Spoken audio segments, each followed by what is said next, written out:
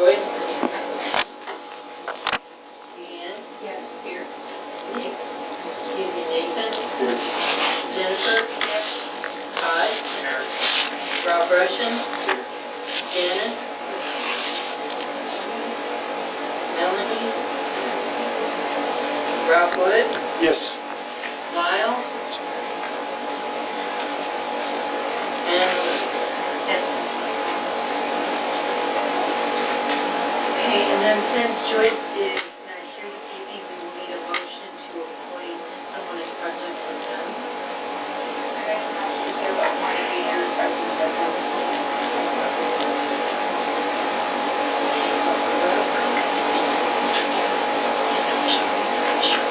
Deanne? Jen? Nathan? Yes. Todd? Rob? Yes. Jen?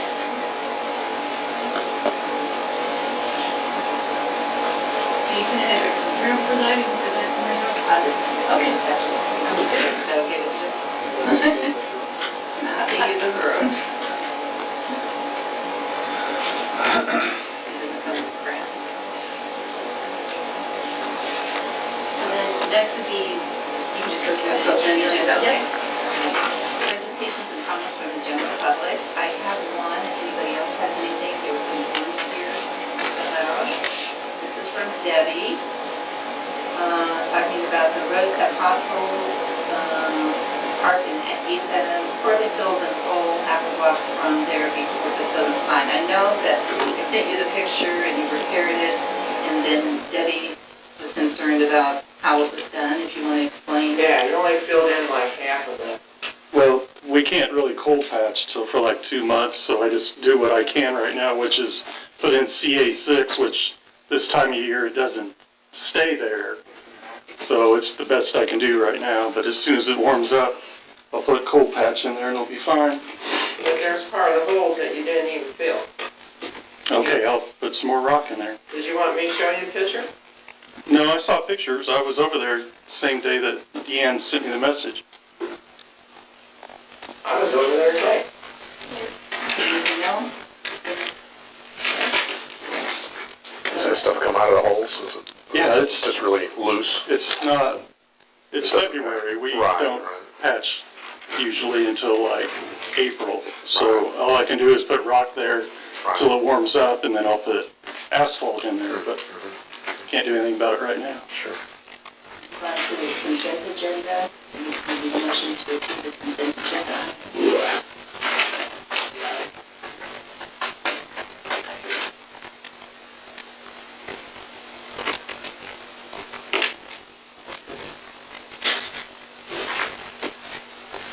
Can we approve it without the bills? Oh, I'm sorry. The approval of bills received after treasurer's reports. Yeah, can we have? So that's a separate item. It's a first. separate. So yeah, so it would be the approval of village board of trustees regular board meeting minutes, January 3, 2024, minutes of study session on January 17, 2024, approval of treasurer's report for the month ended January 31, 2024, and approval of monthly bills. Thank you. This right here wasn't even filled. Yeah, I went over there and put rock where I could. I don't think you understand. It's not going to stick there. As soon as people drive It's got over no it. tar in it. Yeah, The tar, there's no oil to hold it. right. Hold it The there. tar needs heat and all that stuff. So. And then this is another one down the road here.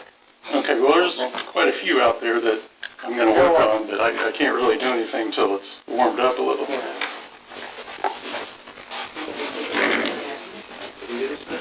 Deanne? Oh, so Deanne doesn't vote now. She can. Oh, she can vote, okay. Deanne? Yes. Jen? Yes. Nathan? Yes.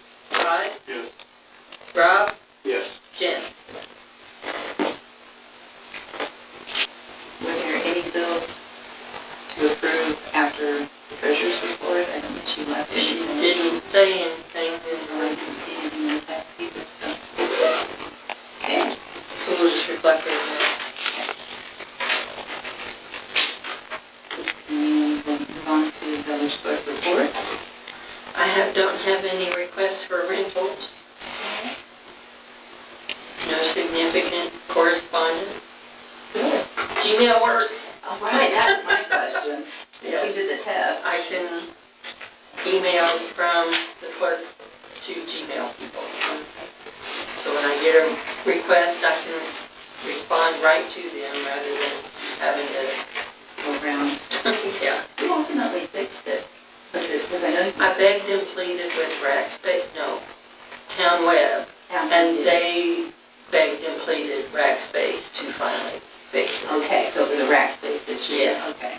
And to get new email addresses is going to require something else, so we may need to change a provider or something. So I need to get my information lined up before I can That makes sense. ask you, because it'll probably cost money. Because I know the president didn't make it over when we switched the website, so that's one that really needs. Yeah. So that's good. Good. Village maintenance? I talked to Bacon and Van Buskirk yesterday. They ordered our window.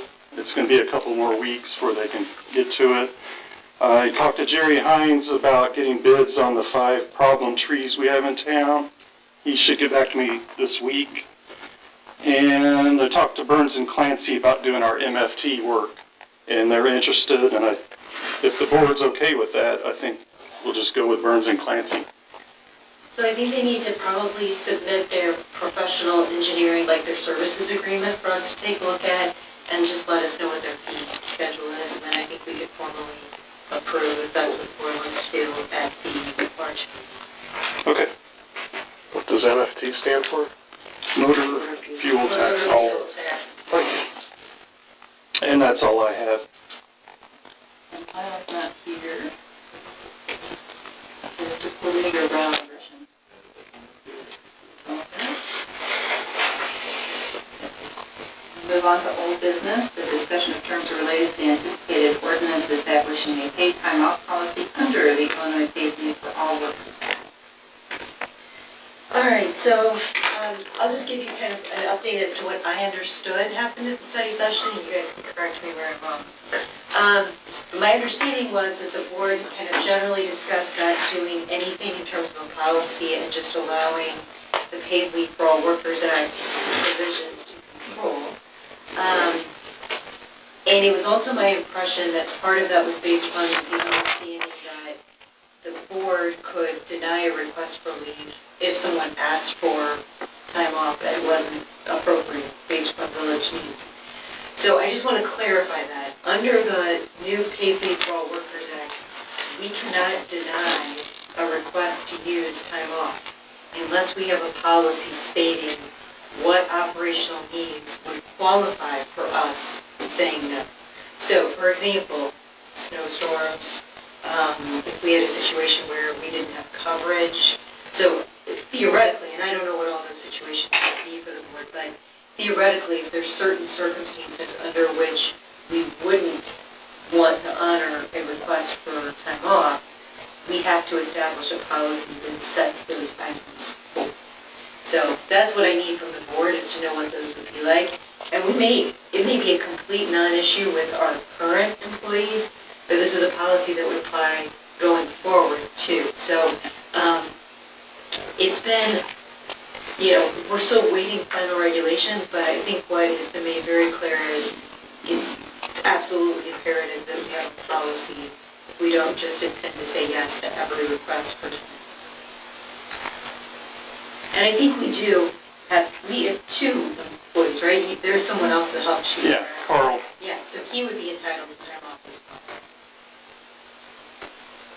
So if you guys want to talk about that at the study session, what you think those conditions would be, then I can prepare something. I know one of them was they not both be off at the same time. Right. That's the only positive thing I've got so far. Do you know if they're going to have specifics about how this functions, like will it carry over, or is that? So, at least presently, what is being suggested is that any unused paid leave would carry over to the following year. However, you could only have 5 days of leave per year. So I think what the state has not yet determined is, how do they handle the carryover time? Does that have to get used before you get any more? Or does that become a different, like, status of time off? And then you still get your time, but what they've made clear is A, it gets carried over, and B, you cannot have more than 5 days. Still waiting for regulations. But can't you also make your own rule? You don't have to follow these rules that they're putting out. You can make your own. Your policy has to comply with the Paid Leave for All Workers Act. It can be above We that. can offer more time, Yes. but we can't offer less or have less. So, for example, like, let's say I have a lot of clients who have policies that say that you have to call in and tell us why you're going to be off that day. The Paid Leave for All Workers Act says we can't ask. You can't ask. We cannot ask. So if we established a policy, we could certainly have a policy that gave more time off, for example, but we couldn't have a policy that said we could ask, because that's inconsistent with Paid Leave for All Workers. That's just an example. Another question, Melanie, they may not have developed it, but somebody that gets paid like in December but isn't paid till January kind of thing. The PTO is accrued on the actual work day, right? Well, so here's the other, it depends upon whether we're using an accrual system or whether we're using you get your 5 days off effective May 1st, if we're going to use it based upon our fiscal year, or January 1. I mean, we could choose what we wanted to run with, but if it all accrues on the first day of our year, then it's just, you have the 5 days and you use them or don't use them. If it's an accrual, then it's based upon hours worked, and you get up to 1 day for every 40 hours worked. I didn't know about the others, the 5 days, but you could. So if we have to identify if we want it to be on an accrual basis, it has to be part of our policy. But we could say you have 5 days. Right, so I have some clients who have part-time employees who would never accrue 5 days based upon the number of hours they work, and so they have elected to use an accrual policy. To take that one step further, if we use an accrual method, but then want to allow employees to use hours before they earn them, we can adopt a policy that allows them. So that would say, you can in essence borrow from your yet to accrue PTO, but if, for example, you left the employment of the village prior to accruing that, then you would owe the village back for whatever time you used that had not yet accrued. But all of that has to be part of a legal policy.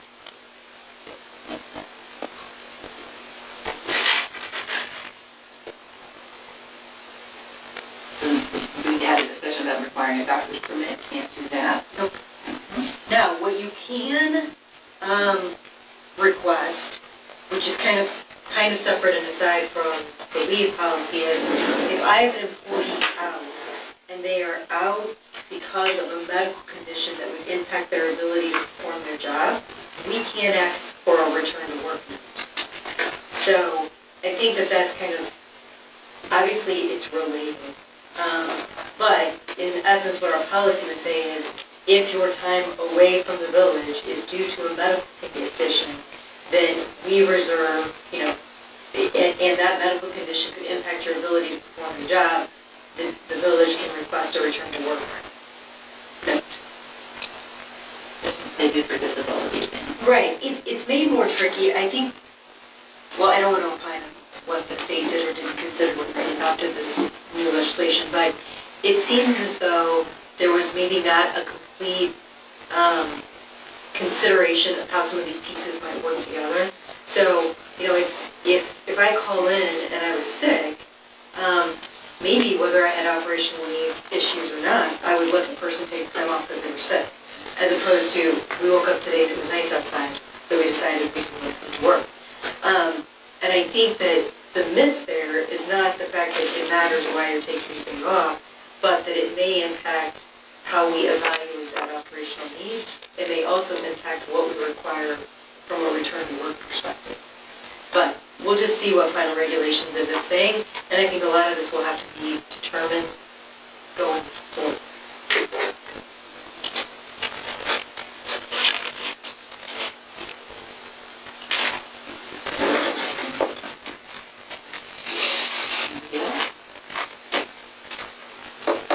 So we'll discuss this further at A study session.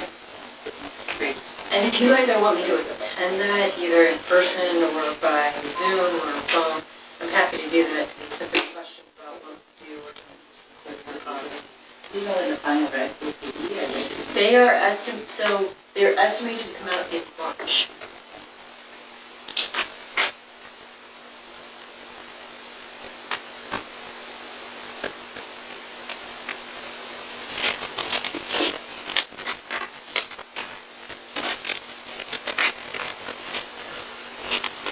We'll move on to 7.2, discuss building codes to include solar panels and information obtained through operation. Topic is cool and exploring. If a lot of it, newspapers going to look into home rule, if we could have tougher regulations. From what I've read in the International Fire Code, electric code, seems like everything's covered. Do you remember some of this conversation as far as? So I wasn't part of any of that conversation because I think it all happened at the study session. Well, no, we did talk. We did talk, briefly with- we did talk about the fact that we were looking at the solar panels. So I believe as a non-home rule entity, you can adopt a policy because there are standards related to solar panels. The only consideration, I think, is if we're adopting the code that applies to solar panels, then we have to be mindful of what all is included in that. I know that the village of Muhammad has in place a solar panel policy related to their building codes, which I'm happy to pull, because they would also be a non-home rule entity. So I'm happy to take a look at that and provide that to you guys for you guys to take a look at. I don't necessarily think that you're certainly not prohibited from adopting policy. Whether you want to adopt the code that gives you the ability to adopt that policy, I don't know. I don't have enough background on the energy efficiency codes, although I do know from dealing with clients in other communities that there are some builder concerns about some of the requirements that are part of the energy code. We certainly don't want anybody builds here to have to put in $20,000 charging station. Well, and there are other requirements in terms of how much insulation you have to, there's all kinds of energy efficient requirements now. And I believe if you adopt that code, you cannot just adopt portions. You have to adopt the code.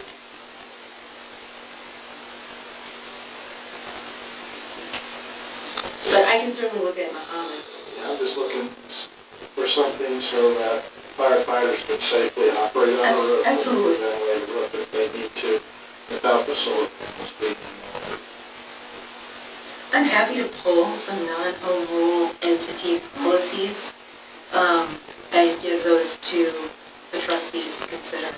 Just talks about roof access pathways, 36 inches, around the perimeter and everything, so we have working space and issues. And is that, where are you pulling that from? 2018 International Fire Code and the Electrical Code. And that was provided by Savoy. They are a home rule entity, however, so they were able to do that. So the 2019 International Fire Code. 2018, I'm sorry. Chapter 12, Energy Systems of the International Fire Code. Does the Fire Protection District not have any sort of codes that? 0 ordinances or codes adopted. Okay, Just operate under state law. okay. All right. They do have the authority to do so. Not interested in hampering people like that. So my recollection is that the village has adopted a fire building code, plumbing code, so the variety of codes that the village has adopted over time. I don't recall us having adopted the fire code, international fire code. I will double check on that. So that has been a big deal since the Cook County, City of Chicago, office building fire back about 10 or 15 years ago. There was a lot of stuff that went out to municipalities about that. If you remember that. Yes, I do remember the event. I don't know that the board adopted anything with respect to that, but I will go back and I will check. I will also pull I will look at other non-home rule entities, and pull what their ordinances. From what I remember, with that code, there's a lot of things you have to do, just like this door opens in, it will force us to make that door open out. Stuff like that on everybody.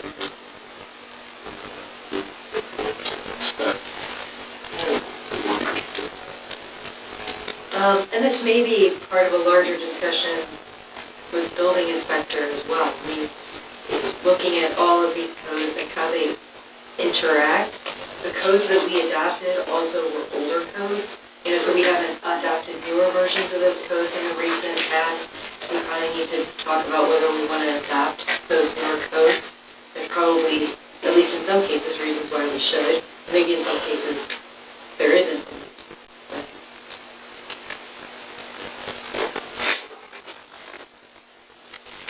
You had said something. I think it was we were talking about what solar panels were allowed. If you asked, would you be allowed to have freestanding solar panels?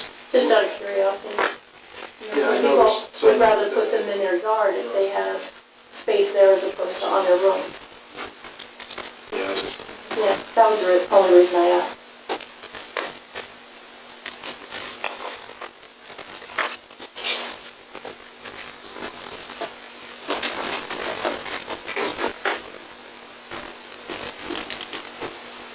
Any questions, discussion?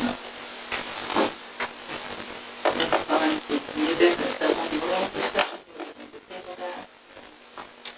So I'm not sure exactly what the board wants to discuss when it comes to that. I mean, we are a non-home rule entity, which means we are obligated to comply with state law and case law that exists, and we don't get to go beyond that, as opposed to home rule entities that can do anything necessary to manage and operate their governmental body.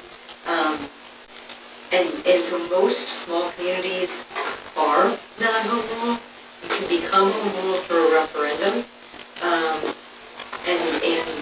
why the village is never elected commissioners, I'm not really sure. I don't know that there's been a discussion about it since I've represented the village. this is probably. Why is it on the agenda? I don't. I didn't even know what the home rule was, so you must have brought it up just in discussion like a panel. That's It didn't even, Yeah. it didn't even. So I brought up the panels, Elizabeth said something about you have to have home rule if you wanted to go beyond what the state code was, and that's all there was. But I mean, I don't see any advantages to it. No, I don't either. I mean, Yeah, I don't know if this was, larger communities, it makes some sense because they have broader responsibilities. And not that some of those don't overlap no matter what size your community is, but I don't know that here it would make a lot of sense to do that. I think the big issues we're